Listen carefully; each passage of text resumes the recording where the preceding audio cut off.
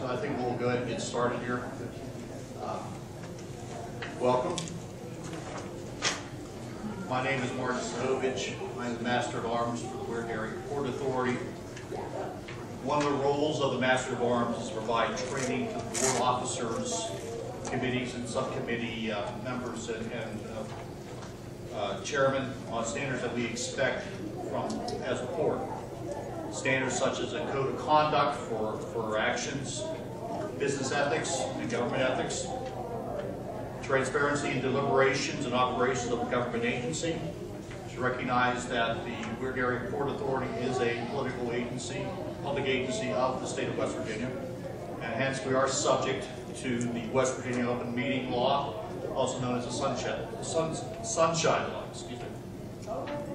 And also that we expect our officers and members to conduct meetings and how they handle themselves in those meetings is something we refer to as Robert's Rules.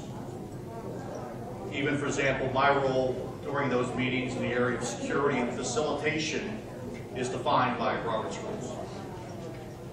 With this training mandate, the Master of Arms has established an ongoing initiative called Integrity in Governance.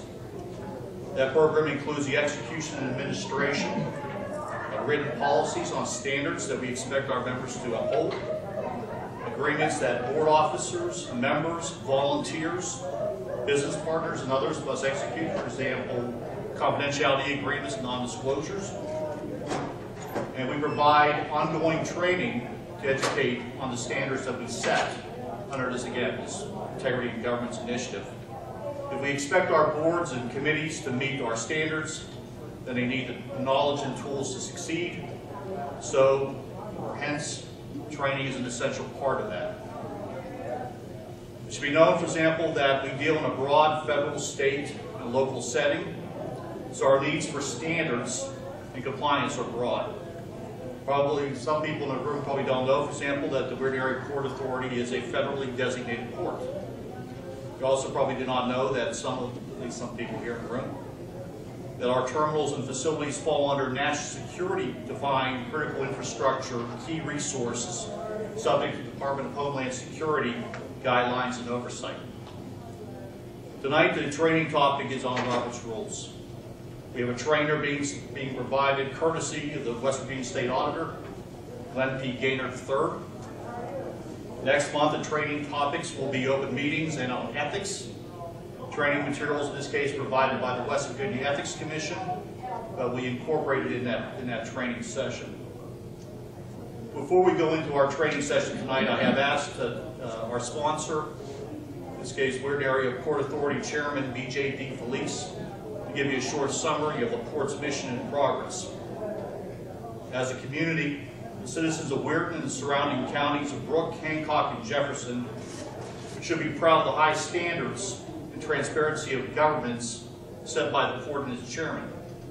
We have been informed through industry channels that the port's website, in this case www.wapinc.org, and ongoing deliberations of the port, such as our meeting structure, resolutions process, published minutes, training guidelines, supporting documents, and reference materials are a noted standard used by such organizations as the Port of New York and New Jersey.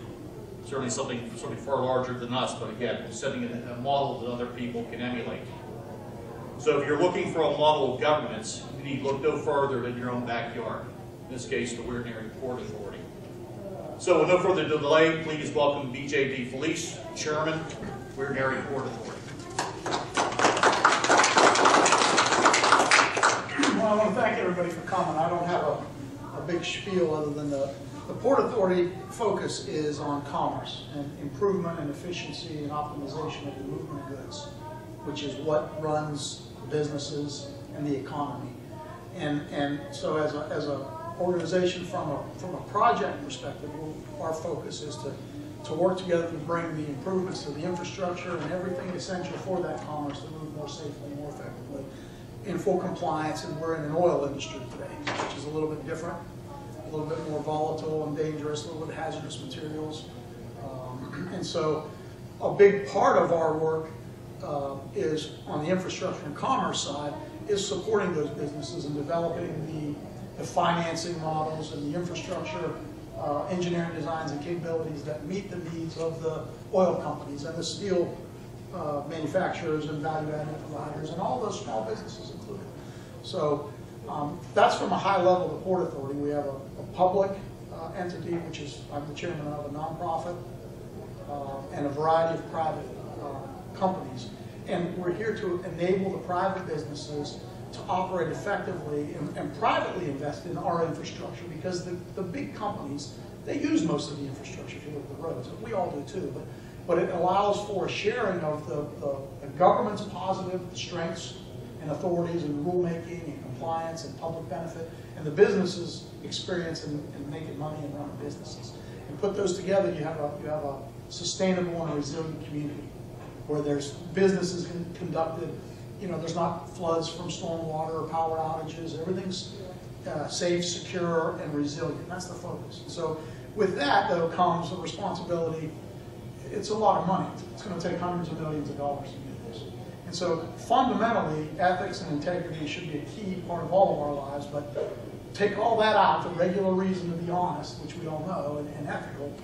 The financiers and the investors, they want to see the control too. Do you have controls in place? Can we invest in these regions safely? Will we get a return? Will the output? What will we expect? And so ethics and integrity and understanding those lines and protecting their intellectual property, but also my role is to protect the public side. I'm the public face, but I still can't, I don't want to hurt the businesses. So in that aspect, we've made a big effort to put everything we do as fully transparent as we can on the website, and keep without putting someone else's private designs or intellectual property out there. You can see everything we do in our structures. And so today, a couple of years ago, we did ethics and Robert's Rules training, because the Port Authority is not my port. It's your port. It's the community's port. It's the public's. And we are here to make sure that the public is positively represented and fully transparent to what they do, but also that the compliance is met. And when you move into the federal contracting, public-private partnerships, institutional Wall Street type investments, little mistakes wipe out projects. Pennies, dollars missing, no auditability or no accountability. So there's a very important aspect in just understanding where the lines are. And so ethics, or Robert's Rules, gives you the first step into why we do it and how we do it at our meetings, the rules we follow, and how we have to conduct ourselves. And you know, we can't have 4 or 5 board members having a dinner talking about port and making decisions, because that's not transparent. That's a quorum in this case. You know, we have to make those decisions. So we can have meetings on informed information, but we have to do everything in the public. So our decisions, sometimes you'll see us up here asking lots of questions because we saw it 5 days ago. You know, we don't get to meet and talk about it all the time. We have groups, but we have a good team in our nonprofit, in our private partners, in our consultants and our advisors that help with our legal, and so it's all coordinated, but this will give you some of the basics. And Mr. John Sereni did it for us a couple of years ago, and he's been doing this for, I don't know how many years, John. And I want to thank him and his auditor's office for coming, and thank all of you. And you know, if there's any questions, you can reach me on Facebook through the Port Authority and everybody else here. So I hope that helps, and I want to thank you again, John. And you've got a little bit more to give John's background. Thank you.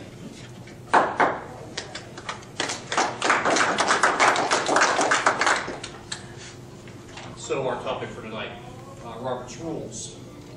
First, it might be interesting to note that this is actually an American contribution to governance. Robert's Rules was authored and first published by General Henry M. Robert of the United States Army in 1876. Revisions and updates have been ongoing since that period of time. For example, what I use here is the 11th edition of that quote-unquote current and complete manual of parliamentary procedure authorized by the official publishers of Robert's Rules of War. The seminal value of Robert's Rules in the world of governance, regardless of the size or stature of the organization and governments that use it, cannot be underestimated. So let me take this opportunity to introduce our guest speaker, John Sereni. John is a lifelong resident of Weirton, graduate of Weir High, has spent a college days in a few different places, including the WVU, the College of Steubenville. Did they call that StuVU back in those days too? No, it wasn't a university then. Yep, the College of Steubenville, and graduated from the West Virginia Institute of Technology. He's had careers at Hancock County Schools as well as the John D. Rockefeller IV Career Center. He's a former sports announcer with Weirton Radio. Has held both membership as well as board positions with civic groups including the Weirton Rotary and the Weirton Knights of Columbus. Has also hold membership and committee membership or committee or officer with government associations and groups including the West Virginia Association of Counties, the County Commissioners Association, the Northern Panhandle Workforce Investment Board, the State Workforce Board, the West Virginia Council for Community and Technical College Education, the State Property Valuation Commission, and the Governor's Commission on Governing in the 21st Century. John is married to the former Judy D. Federico of Steubenville. They have 3 children and 4 grandchildren. So again, please welcome John Sorrenti.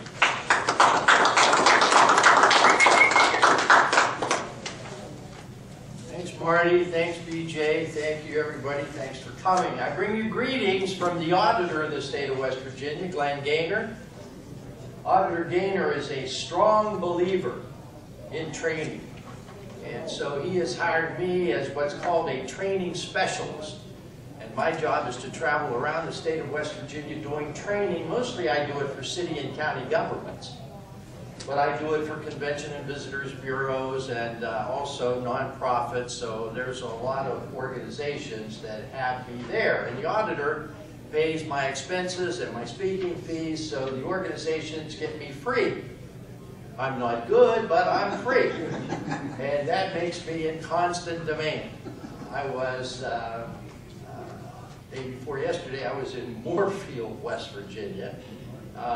Next week I'll be in Parsons and West Virginia.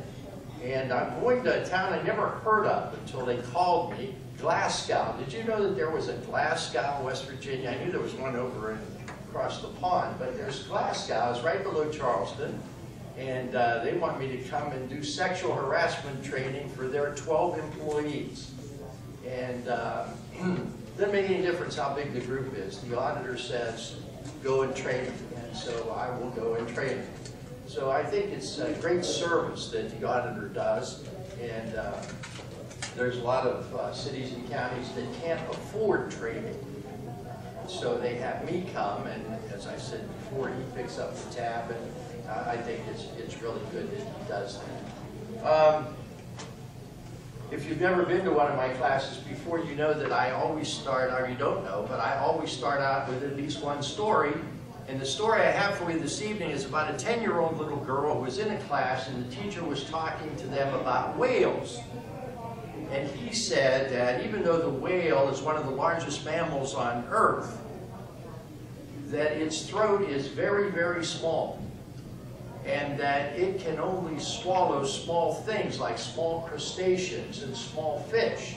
That its throat is so small it couldn't ever possibly swallow a man. It's just too small. And so the little girl raised her hand and she said, well, teacher, Jonah was swallowed by a whale. And the teacher became a little irate. And he said, young lady, weren't you listening? Didn't I just tell you that a whale's throat is too small to swallow a man? And the little girl said, well, when I get to heaven, I'll ask Jonah about that. And the teacher said, oh, is that right? Well, what if Jonah went to hell? She said, well, then you can ask him.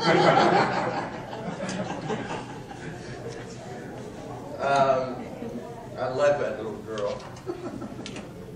He mentioned to you about the writer, and let me fill you in a little more about Henry Martin Robert. He was an engineering officer in the regular army, and he was asked to preside over a public meeting at his church. And he realized that he did not know how. And that evening he was thoroughly embarrassed. The meeting got out of hand and he didn't know what to do, and he swore he would never go to another meeting until he learned something about parliamentary law. He discovered and studied the very few books that there were about parliamentary law, and then as he traveled around the country from time to time because of him being in the service, he went to different areas and he found out that there was no standards, that people did things differently in various areas of the country. And so, in order to bring order out of all this chaos, he decided to write Robert's Rules of Order. And he did it in 1876. So it's been around for a long, long time. And he told you about the 11th revision, the 11th edition. And there are some changes that are made every time that they do this revision, but not a lot. I mean, a few words here, a few words there, bring something up to date. But the basics, and that's what we're going to go over tonight, the basics have always been the same ever since 1876. So what is, your first page in your booklet says, what is parliamentary procedure? It's a set of rules for the conduct of meetings that allows everyone to be heard and to make decisions without confusion. That's the thing, to make decisions without confusion, so that everybody knows what's going on. The next page, principles of parliamentary procedure. Number one, the purpose of parliamentary procedure is to make it easier for people to work together effectively and to help groups accomplish their purposes. The rules of procedure should assist a meeting, not inhibit it. Don't get so tied up with the rules of procedure that you can't get anything done, that you have to say, well, let me look it up in the book. No, you shouldn't be looking it up in the book. You should move it along. Don't let it tie you up. Number two, a meeting can deal with only one matter at a time. If there is a motion on the floor, that's all you talk about. You talk about that motion. You can't start talking about what we're going to, when's our next meeting, or what are we going to do next week. You talk about the motion on the floor, and that's it. One thing at a time. Number three, all members have equal rights, privileges, and obligations. One of the chairperson's main responsibilities is to use the authority of the chair to ensure all people attending a meeting are treated equally, that there aren't just a few vocal people who run the meeting. And that's up to the chairperson to see that that doesn't happen. Number four, a majority vote decides an issue. In any group, each member agrees to be governed by the vote of the majority. Now here's where we have a problem. Here's where we have a problem in Washington. And I don't know, we may end up having a problem in Charleston. You have to say, whatever happens, the majority rules. And, I was a county commissioner for 18 years. I was a city councilman for 4 years. I was a county commissioner here in Hancock County for 18 years. And there were only 3 of us. And I didn't win every time. There were times it was 2-1 against me. And so what was I going to do? I'm not going to talk to those 2 bad. No, I wasn't going to talk. I can't talk to them. I still have to serve with them for 4 years. You have to make up your mind. Majority rules. Okay, I lost this time. That's the way it is. Next time I win. You have to decide that majority rules, and if you lose, you lose. And you can't take it so personally. And as I say, that's the problem that's going on over in D.C. right now. They can't get together when they lose a vote. They all get mad at each other. Well, that's not the way it's supposed to be. That's not what democracy is all about. Number 5, the rights of the minority must be protected at all times. If you're in the minority, if you know, for instance, let's go back to those 3 things. Well, I'll take you further. Let's go back to when I was on city council. There were 7 of us. The issue of bow hunting in the city came up. And we do have bow hunting in the city. I was against it. And I knew that it was going to be 5-2. Councilman Mario Pepinas, rest his soul, was with me. The other 5 were against me. but I had the right to stand up and speak out against it. And I voted against it. And they couldn't shut me up. They couldn't say, oh, John, you know you're going to get voted down. Just shut up. They can't do that because the rights of the minority must always be protected. I lost. We have bow hunting in the city. Nobody's gotten killed. A few deer have, but no person has. And that was my one fear, that some hunter was going to be out there and shoot some kid. And I was worried about that. But I was wrong. It hasn't happened, and Lord willing, it never will. But the rights of the minority must be protected. Number 6, the right of every member to speak on any issues is important as each member's right to vote. And that's what I basically just said. Number 7, every member has the right to understand the meaning of any question presented to a meeting and to know what effect a decision will have.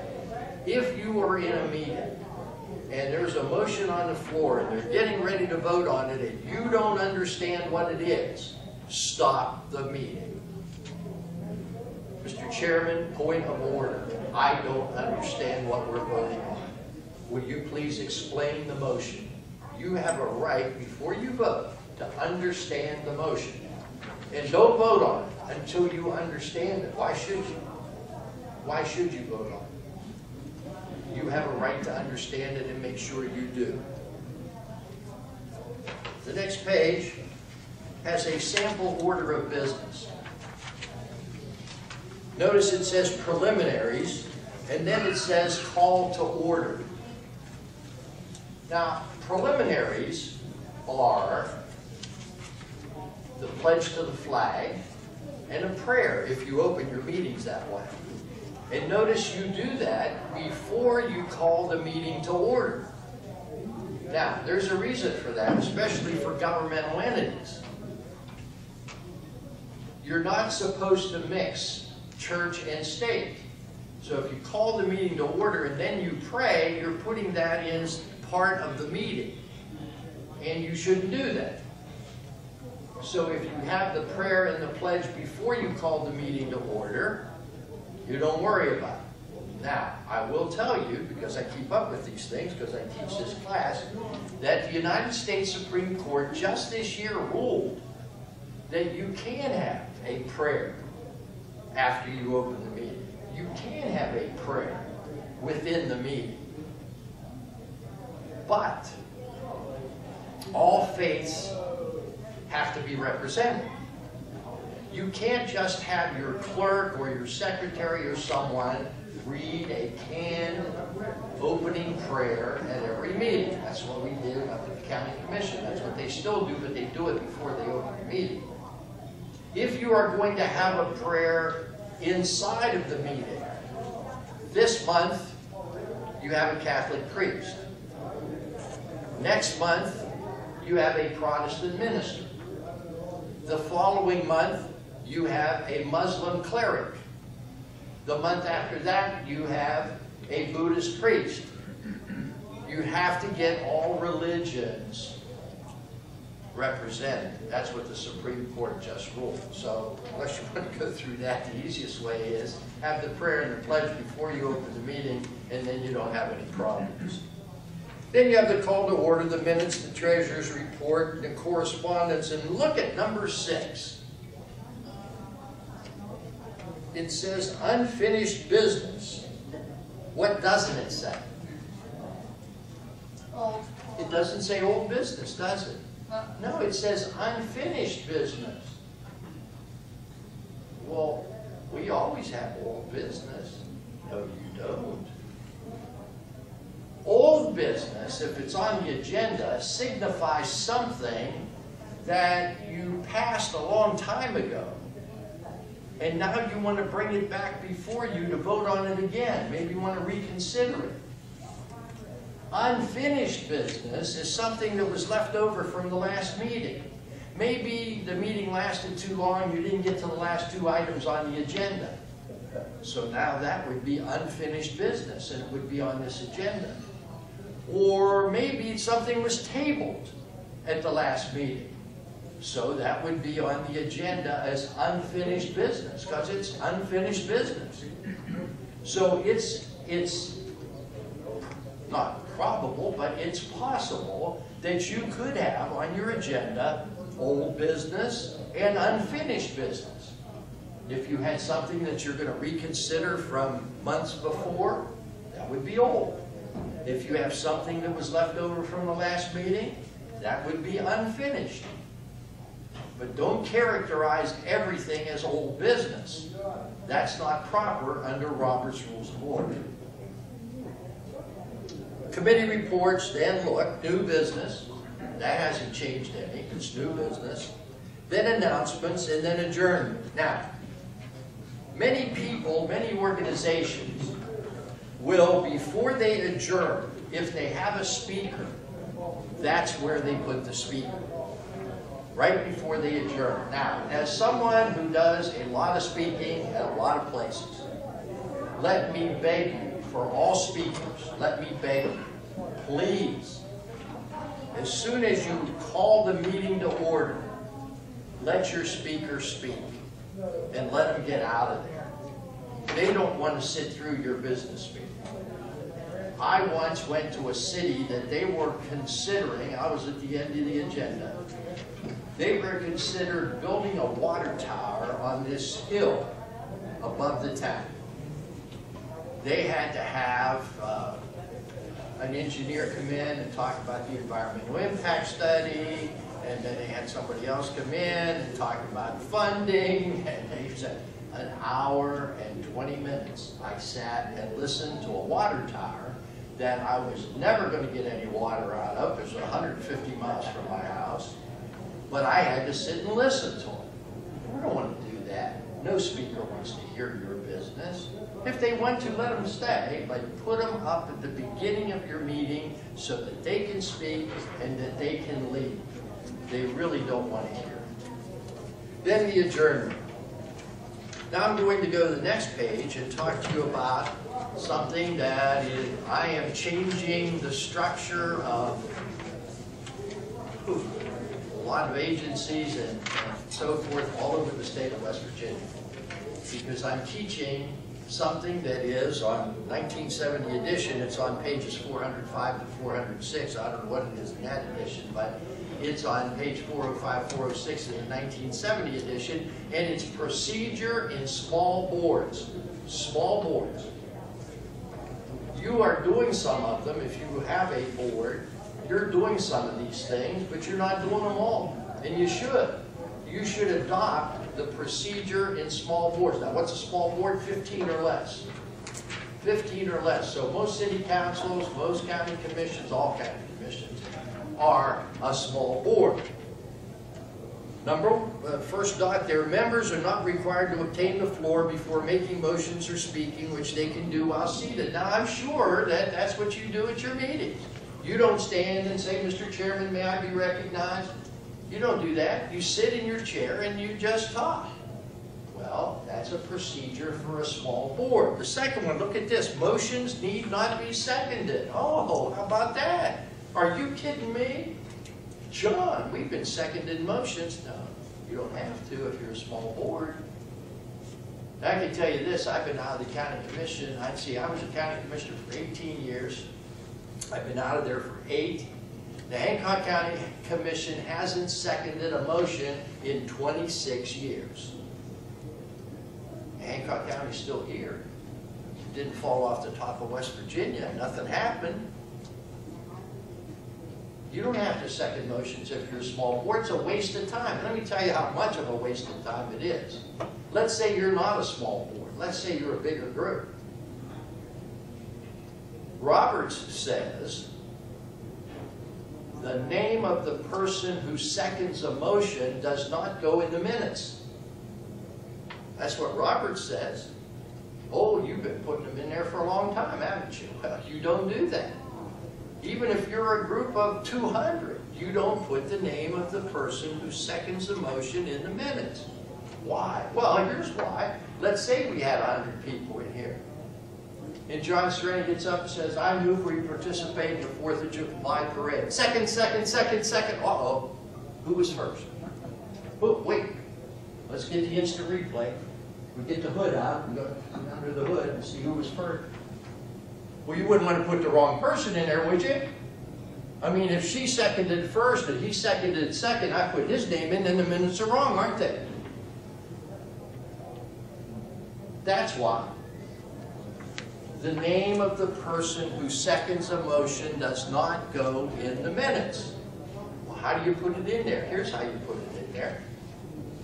You say, John Sereni moved that we participate in the 4th of July parade. It was seconded and passed. That's all. You don't put the name in there. Because Robert says the name of the seconder doesn't make the minutes. And if you have a small board, you don't need a second. Why? Well, how about the rights of the minority must always be protected? I was a county commissioner, 3 people. I wanted to do something, and I knew the other 2 were against it. So I moved that we do such and such. And the president says, is there a second? Is there a second? Motion dies for lack of a second. Let's move on. I don't even get to talk. What about the rights of the minority being protected? Died for lack of a second. Wait a minute. I want to talk about it. No, I'm sorry, you're out of order. So if it doesn't require a second, then I can talk. I can explain. I know they're going to vote against it, so what? I still get my opportunity to express my opinion and express why we should do this and tell my constituents that I'm doing what I think is the right thing.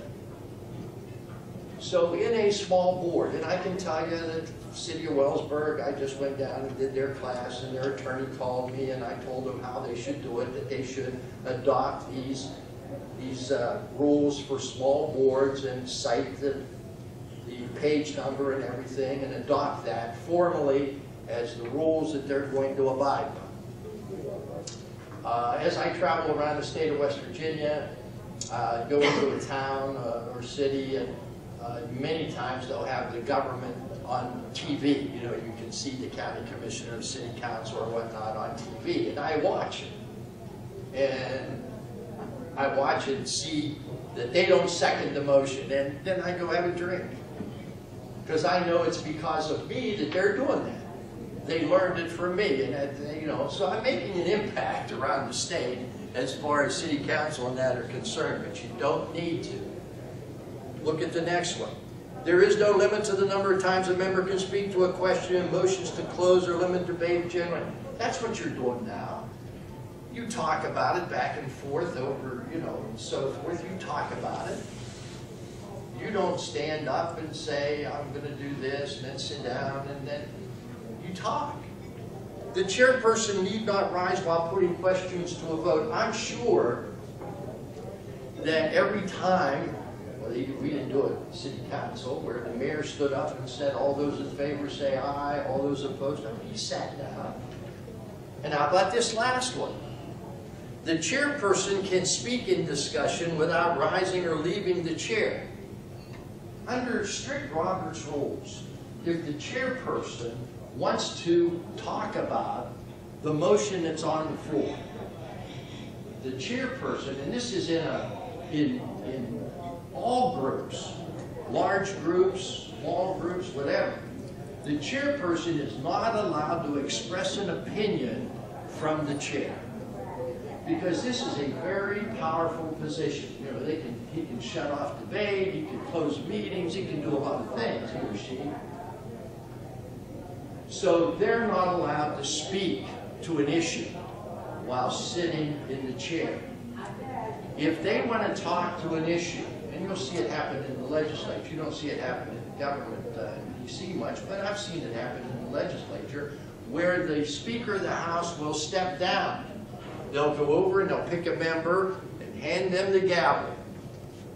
Then that person goes up and assumes the chair, and then the speaker will speak from down here. Speak about the issue that's on the floor.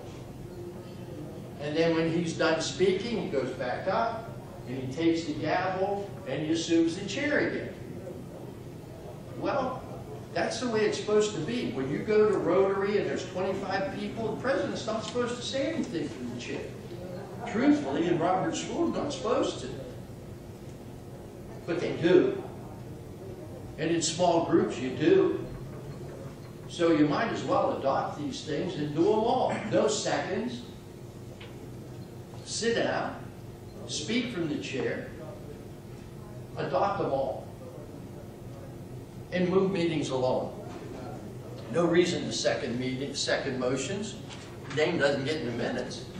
Anyway, skip the next page. That talks about commission meetings. And I do this class for the State County Commissioners Association, so I have that in here. And I'm going to talk to you now about something that's not in your booklets. If you want to take notes on this, I'm going to talk to you about something to move meetings along. Nobody wants to go to 3-hour meetings. I have been the chairman of the workforce board in the Northern Panhandle for 22 years. I don't want the job, but they won't let me quit. No one will run against me because I move meetings along. I move them along. We have a 1-hour meeting with lunch because these people are business people. They're businessmen. They want to get back to their office. They want to come and they want to serve. But they want to get back to their work, get back to their offices, get back to their businesses, and I know that. So I move the meetings along, and one of the tools I use is what's called unanimous consent. Unanimous consent, and the 5 most helpful words that a chairperson will ever have is, if there is no objection. If there is no objection, 5 great words. Watch this.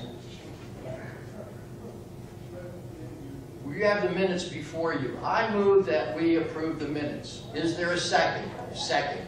Is there any discussion? All those in favor of approving the minutes say aye.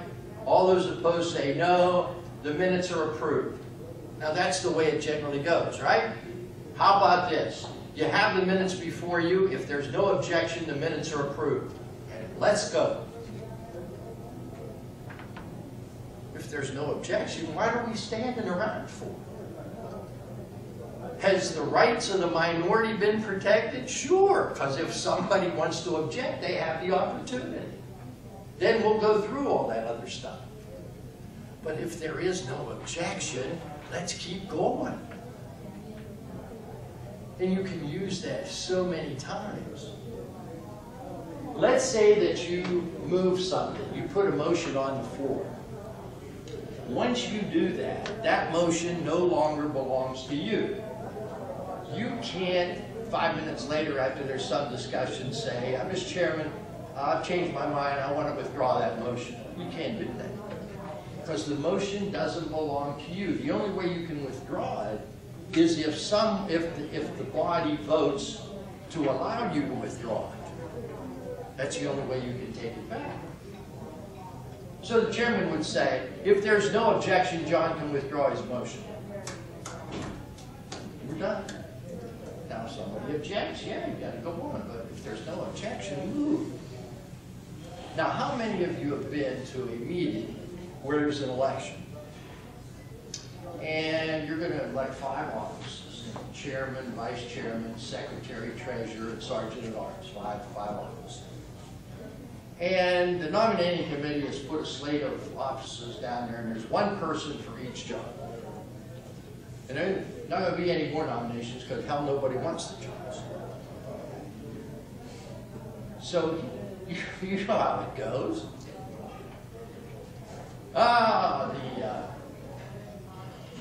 The floor is open for nominations for chairman. I nominate John Serenity. Is there a second? Second. Are there any other nominations? Are there any other nominations? I move the nominations be closed. Is there a second? Second. All those in favor of closing the nominations say aye. Aye. All opposed? Nominations are closed. I move that John Serenity be elected chairman by acclamation. Is there a second? Second. Any discussion? All those in favor say aye. All those opposed say no. John Serenity is elected by acclamation. Is that the way it usually goes? How about this one? Nominations are open for chairman. I nominate John Serenity for chairman. Is there a second? Second. Any other nominations? Any other nominations? If there's no objection, John Sereni is elected chairman. Let's keep going. If there's no objection, that's the only nominee. There's so many times that you can use it. And it moves meetings along. That's how you have 1-hour meetings. Let's go now in your booklets to minutes. What to include in the minutes? The name of the organization, the date, the time, the place of the meeting, whether it's a regular meeting, a special meeting, or an adjourned meeting. You put in who the presiding officer was and the secretary or their replacements. What action was taken on the minutes. The body of the minutes contain the fact, the report of officers, boards, standing, special committees, and so forth. All the final wording of all main motion with amendments, any motion to rescind, what happened to each motion, was it adopted, lost, or temporarily disposed of, but not if it is withdrawn. If a motion is withdrawn, it doesn't get in the minutes. You could have had a motion that was put on the floor and there was discussion for an hour and a half. And after that hour and a half discussion, the person gets up and say, I'd like to withdraw my motion. If the vote is to allow that person to withdraw that motion, it doesn't get in the minute. It's like it never happened. That hour and a half never happened. That's the way it is, if a motion is withdrawn. Now, did you notice that it says, all the final wording of all main motions with amendments, any motion to rescind, was it adopted, lost, or temporarily disposed of? Did you notice that it doesn't say anything about discussion? You don't put the discussion in the minutes. You don't put that Tom said this, and Frank said that, and Councilman so-and-so said that. That doesn't go in the minutes. The minutes are a summary of what happened. If you want to have verbatim, hire a court reporter to come in, or, as we did at the county commission, videotape the meetings so that you can have, you know, an actual word-for-word transcript of what went on. But the minutes are simply what happened. It's a summary of what happened at the meeting. You don't put the discussion in. Can you say following discussion the motion for us? You can say there was discussion and it would pass, but you don't put the discussion in itself.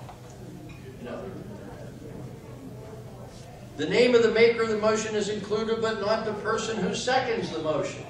We went over that pretty thoroughly, I think. Announcements. The last paragraph contains the hour of adjournment. Minutes are closed with a signature and the title of the person who took the minutes. Nothing is ever erased from the minutes. If there is a correction to the minutes, you draw a line through what is corrected and you write the correction above it or out in the margin. But you don't erase what is corrected, because 20 years from now, if someone wants to come back and read those minutes, they want to see what was corrected. And if you erase it, they don't know.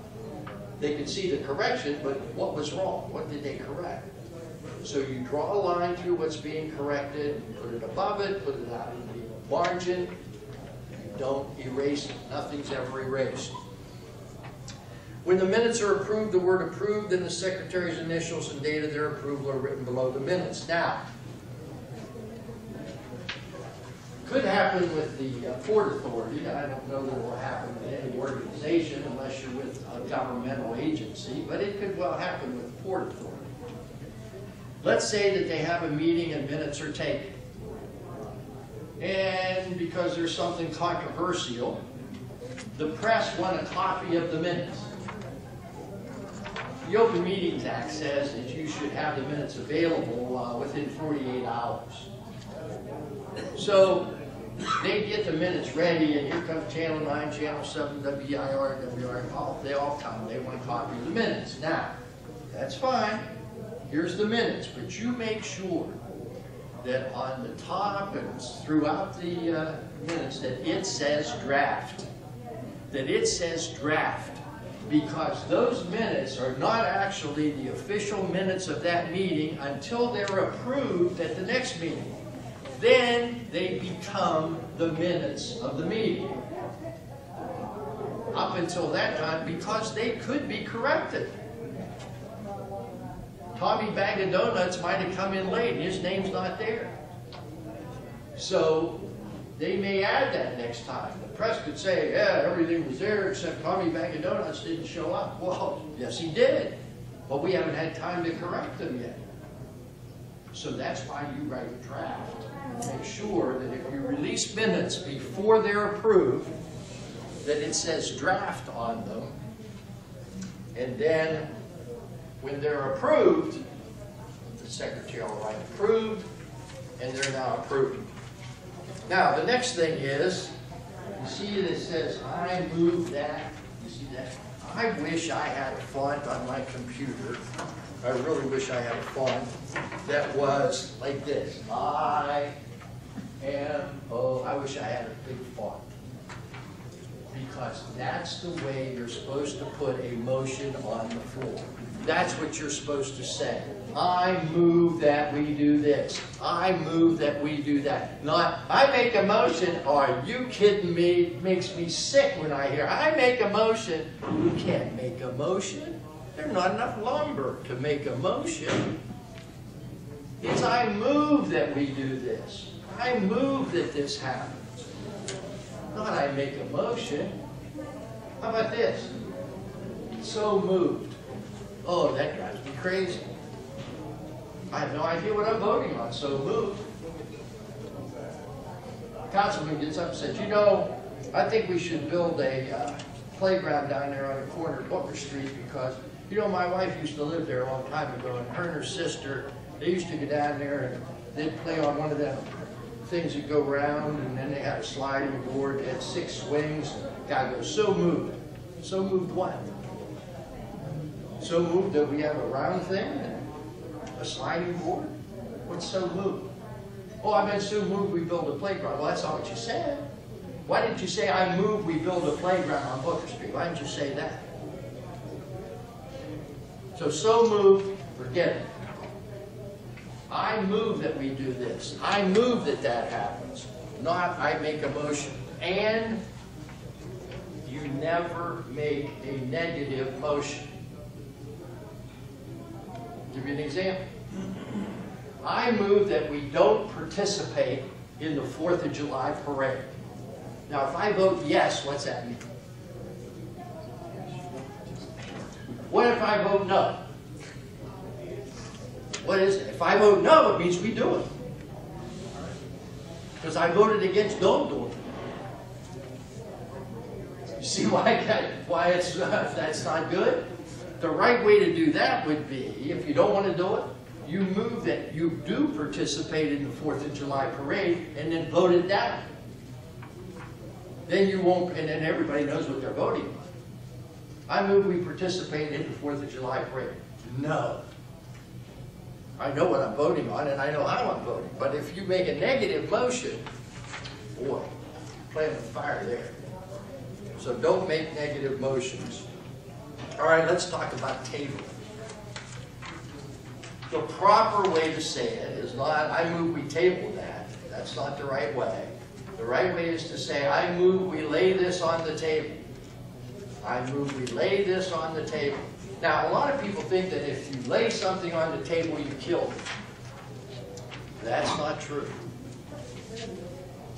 If you move to lay something on the table, and the vote is to do that, then at the next meeting, it'll be on the agenda under what? Unfinished business. Unfinished business. And at the next meeting, and let's say you don't bring it up.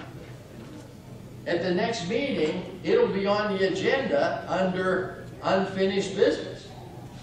And let's say that you don't bring it up. At the next meeting, it'll be on the agenda under unfinished business. But that's all. 3 times.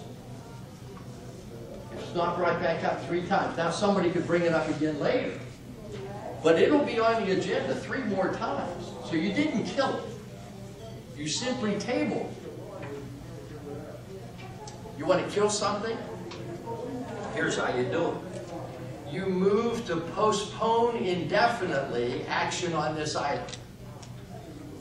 Now, if that passes, it's not going to be on the next agenda.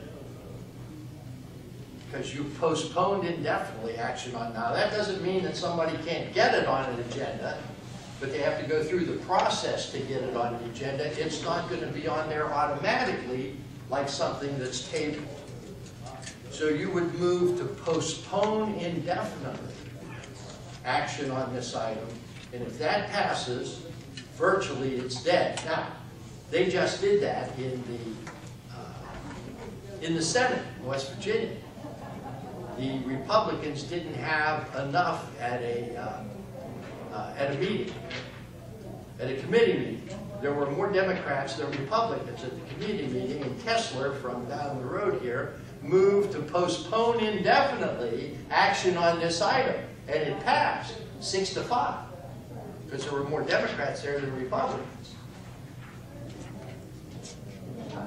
But the Republicans got it and took it out of that committee and put it into another committee, so then they got it passed. But he made the motion. I mean, he moved, and he got his way as far as postponing. Now, it says reconsider.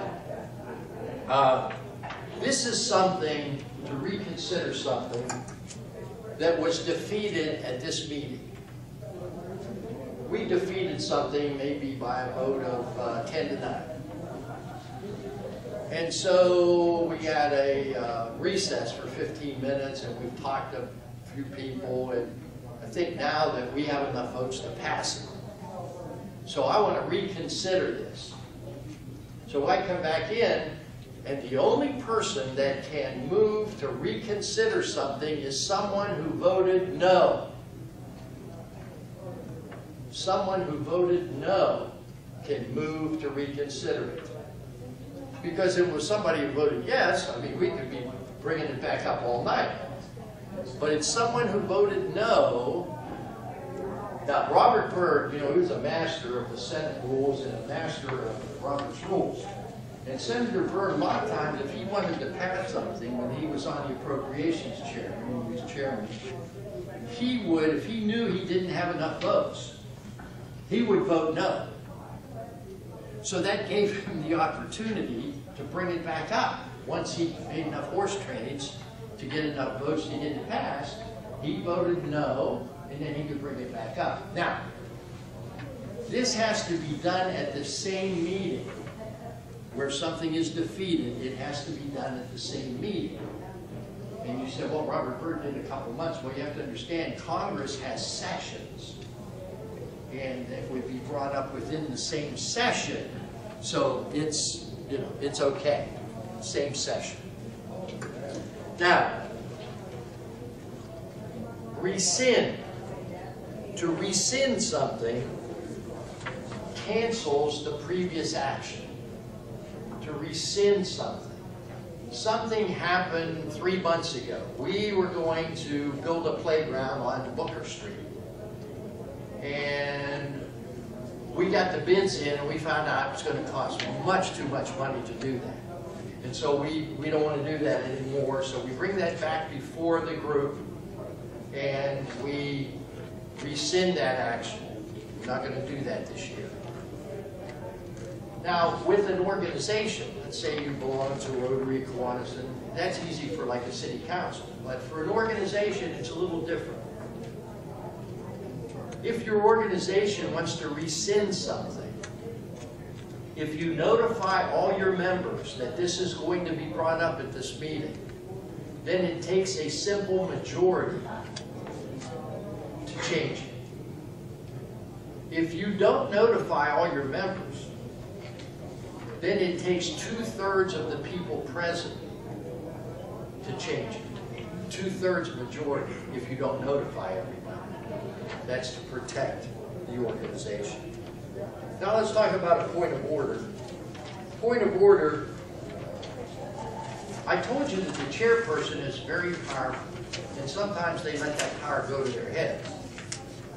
And so they may do things that are not according to Hoyle, according to Robert's Rules of Order, according to state law, according to your bylaws.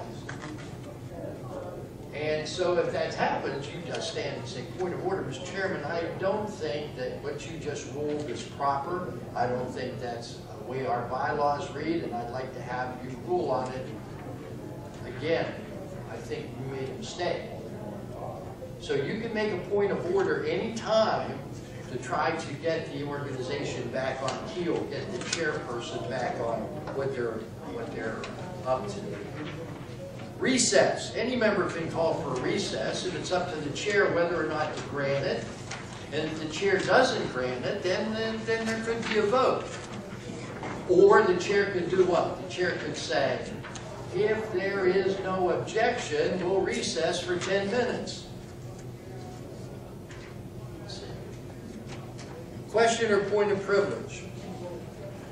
Let's say that Sally isn't at the meeting, and there are members who are attacking Sally. Oh, she did this and she did that, and she was supposed to be in charge of the cake for the banquet. She didn't get the cake. So you rise to a point of privilege and say, Mr. Chairman, I don't think it's proper for our members to be talking about a member that's not here, and I wish you'd stop this discussion. Or they may be attacking you, and you could rise to a point of privilege and say, Mr. Chairman, I don't appreciate what's being said here on the floor. It doesn't have anything to do with the business before us, and I wish you'd put a stop to it. You can call the chair's attention to these things so that it doesn't happen.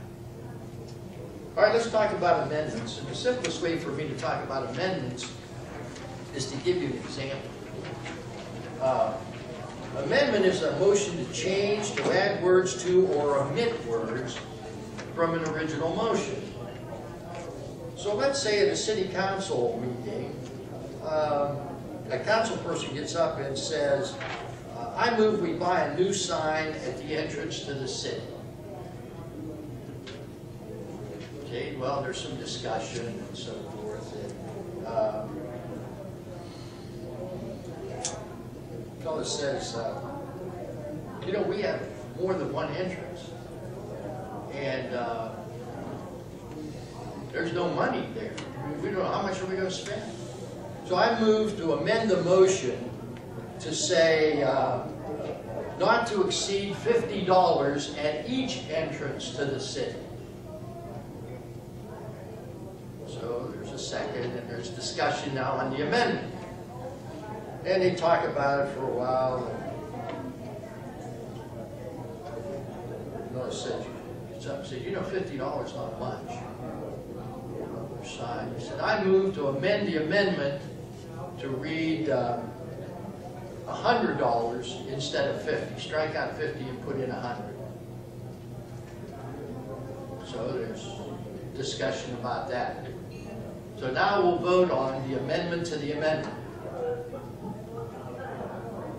And it passes. So now it reads, the amendment reads, not to exceed $100 at each entrance to the city. So now we need to vote on that. So we vote on that.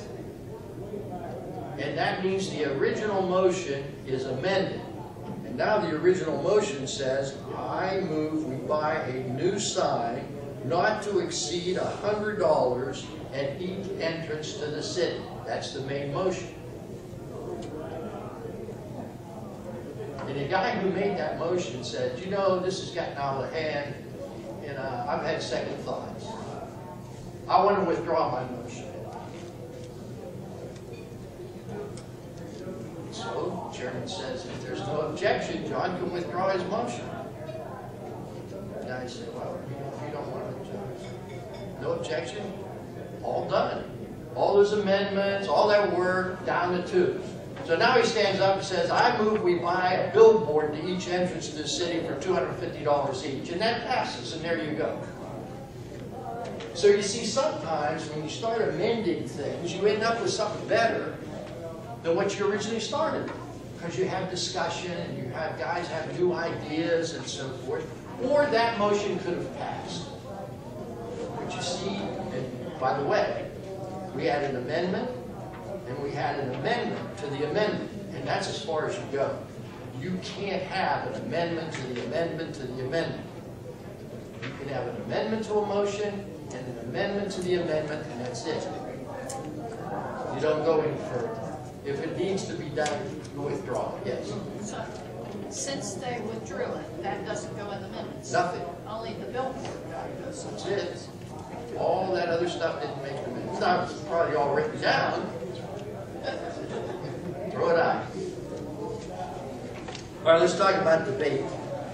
And the last paragraph there says, the mover of a motion may not speak against his or her own motion, although you may vote against it. Remember I told you, like the 4th of July parade, I said don't make a negative motion, and the right way to do it is to move that you participate in the 4th of July parade and then vote it down. Remember I said that? That's the right way to do it. So I can't get up there and say, I move that we participate in the 4th of July parade. Hey, everybody vote against this. No, I can't do that. I can have somebody else do it. Somebody else can speak against it. Now, I can vote against it, but I'm not allowed to speak against my own motion, even though I might have a change of heart. If I have a change of heart, better to withdraw it. But I can't speak against my own motion. I can vote against it, but I can't speak against it. Okay, that comes to the end of the book. This rest of the stuff is just charts to tell you which motion has precedence over another motion and so forth, and I will go over that with you. You can look at it later, but I do want to tell you a couple of stories. I shared one BJ before the meeting, but first one I have to tell you is because I do this class all over the state of West Virginia, and my email address is on the front of your booklet, and so if you ever run into a situation that you don't know what to do, send me an email, and I'll give you a ruling, and if I don't know the ruling, I have a three parliamentarians who do this full time. This is what they do.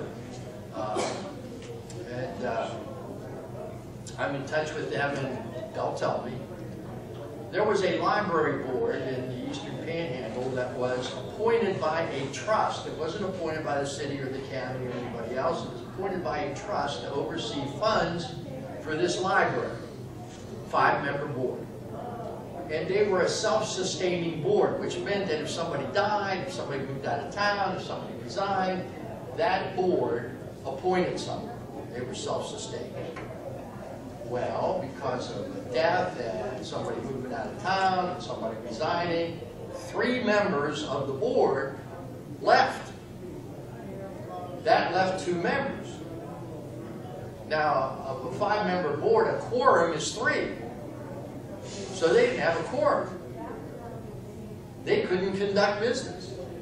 And they didn't know what to do. They were a self-sustaining board, so the trust couldn't name somebody. So one of them happened to be a council person and had been to one of my sessions, and so they sent me an email. What do we do? And I had no idea. So I got in touch with my friends, and they got back to me, and here's the rule. Those 2 people can meet for one reason only. They can't approve minutes, they can't pay bills. They can meet for one purpose, and that is to appoint 1 member to that board. So they now have a quorum, and they can conduct business, and they can appoint the other 2 members. And that's how they fill the seats. So it was about 3 or 4 weeks later, and I had another question, and I called the guy, and I said, hey, remember that library board? He said, yeah, that was a toughie. I said, what if 4 of them had resigned? He said, damn you, John. He said, I don't know. I said, well, find out. He said, all right. So he sent me an email about a week, and here's what it is. That one person can meet for one reason, and that's to appoint 1 person. And then those 2 people can meet to appoint one person. So the 3 of them can appoint the other 2. Now, all of that can happen in the same night. They don't have to wait over 6 months to do it. They can, you know, once they get it mapped out, they can do that in one night. The other story I have to tell you is about the Ethics Commission in the state of West Virginia. And the State Ethics Commission oversees the Open Meetings Act. And the Open Meetings Act says that you have to advertise your agenda 3 days before your meeting. Well, last year the Ethics Commission had a meeting. They didn't advertise their agenda 3 days before the meeting, so they violated their own act. And they had a meeting, and the Charleston Gazette picked that up. And so they didn't know what to do. Now there's 10 attorneys that work for the Ethics Commission, and guess what? They called me, because they didn't know what to do. I was on many times, well, the last time you had me come, the Ethics Commission was there at the same time. Many times I've done a meet, you know, the Ethics Commission and then me, or me and then the Ethics Commission. So we've seen each other's presentations. So they called me and they didn't know what to do, and I told them this. This is what they did. You have to forget that meeting ever happened, that it wasn't legal, and then, so just forget it and start from scratch. Have a new meeting, advertise it 3 days before, and do your meeting. Same agenda. Except if you authorize payment of money for bills or whatever. If you did that and the money was paid, then you need to ratify that at this meeting. You need to say, money was spent on such and such a date and we approved that. You have to do it after the fact, but you have to do it that way. You don't start all over. Yes? It would apply to sending correspondence to somebody or anything you pass. Well, no, you do. You have to do it again. Yeah. Yeah. I mean, they realized 2 days later, and fortunately, she said, well, we didn't pay any bills. You know, they didn't, fortunately. They realized 2 days after the meeting, when the Charleston Gazette picked it up, that they were wrong. So they didn't send out any directives or nothing, but they ruled on some things, but all those rulings had to go out and start from scratch. Well, anyway, does anybody have any questions? Anybody have any Is there a time frame, or can anybody go back 10 years and say, hey, these guys didn't do this right, and wipe everything out? No. No, there's, you know, it's pretty much, we had a situation where 3 weeks after a county commission meeting, someone came in and didn't like something that we did, and they claimed that we did it illegally because we didn't have a second to the motion. And so prosecuting attorney wrote him a letter and cited, you know, that we were abiding by these rules and so forth, and that was the end of that. But somebody tried to question, you know, the fact that we didn't second the motion at the meeting. Yes. Go ahead. What makes a meeting official?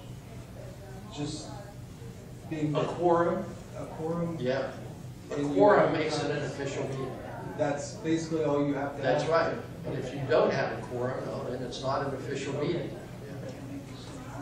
John, when you table something, you have to explain why you want to table it, you just say you want to table it. No, I moved to lay this on the table. Somebody could say, you know, why, and you know, ask you the question, but you don't have to answer that. Okay. You may not get it passed unless you give a reason. Right. You know, I mean, usually you have to have a reason. Yes. And John, you also stated, like, okay, if it was tabled, and it would go 3 times, it could be on the agenda. On that 4th time, what is, Yeah, it's gone. it's gone. Yeah. Nobody brings it off the table, it's finished. But it's going to be there 3 times. If you postpone indefinitely, it's not going to be there at all. Right, but I'm saying, once it falls off, it has to go back through. Somebody has to Do it before. somebody has to bring it back up on the, put it back on the agenda.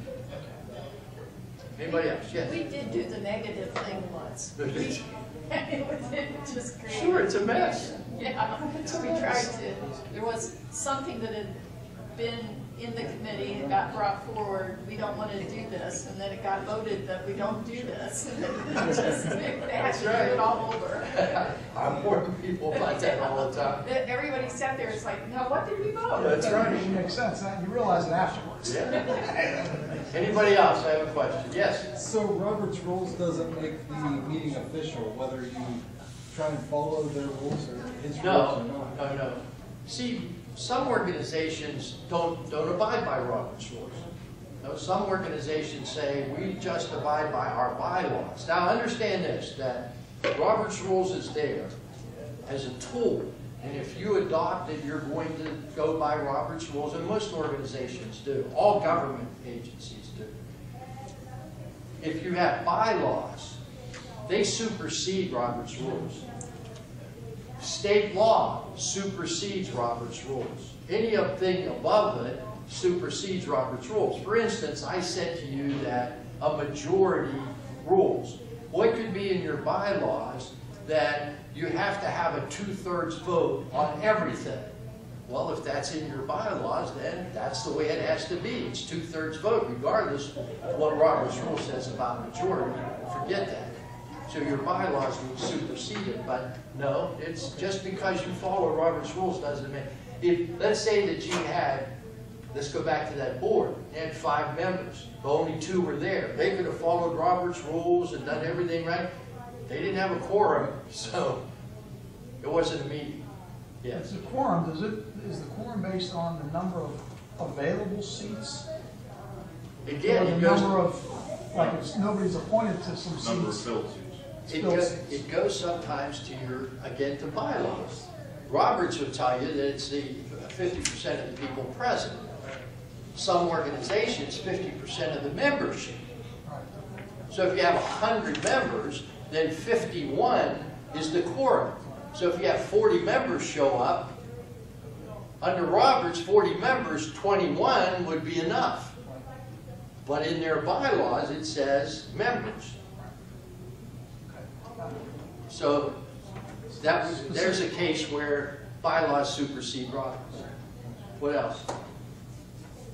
Yes? Robert's rules are primarily used for board meetings. Are they also required, not required, but also used for like committee meetings? Sure. Okay. Oh, yeah.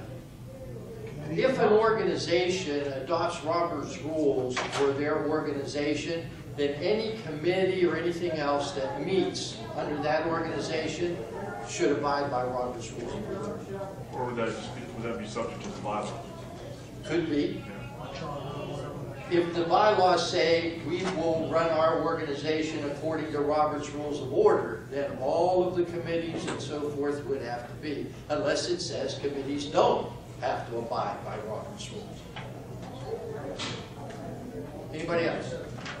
Listen, thank you very much. I hope it was interesting. I hope you were informed. I hope to see you again sometime. Thank you. Thanks, Jim. That concludes tonight's presentation. Thank you for coming.